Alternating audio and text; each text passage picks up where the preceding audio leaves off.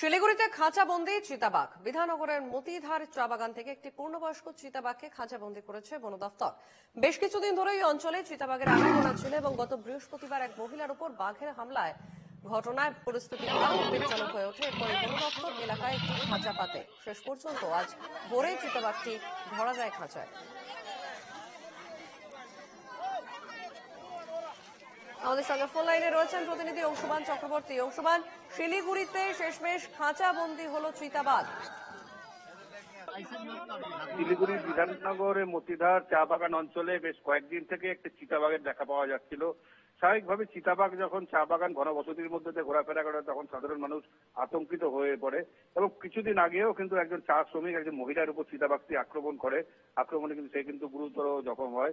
এরপরেই বন দপ্তর থেকে কিন্তু খাঁচা পাতা হয়, কিন্তু খাঁচা পাতার ঠিক 4 দিনের মাথায় গতকালকে রাত্রেবেলার দিকে কিন্তু চিতাবাঘটি ধরা পড়ে।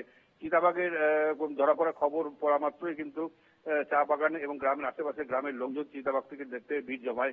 বন দপ্তরের কর্মীরা আসেন, বন দপ্তরের কর্মীরা এসে চিতাবাঘটিকে সেখান থেকে উদ্ধার করে নিরাপদ জায়গায় নিয়ে যায়। স্বাভাবিকভাবে এই যে চা বাগান অঞ্চলে মাঝে মাঝে চিতা বেরিয়ে আসছে, কেন বেরিয়ে আসছে এটা কিন্তু বন দপ্তরের কাছে বড় চিন্তার কারণ হয়ে দাঁড়িয়েছে।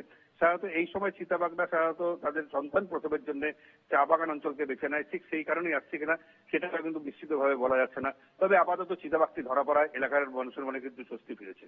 বেশ, ধন্যবাদ অংশুমান। আমাদের সঙ্গে ফোন লাইনে ছিলেন প্রতিনিধি অংশুমান চক্রবর্তী।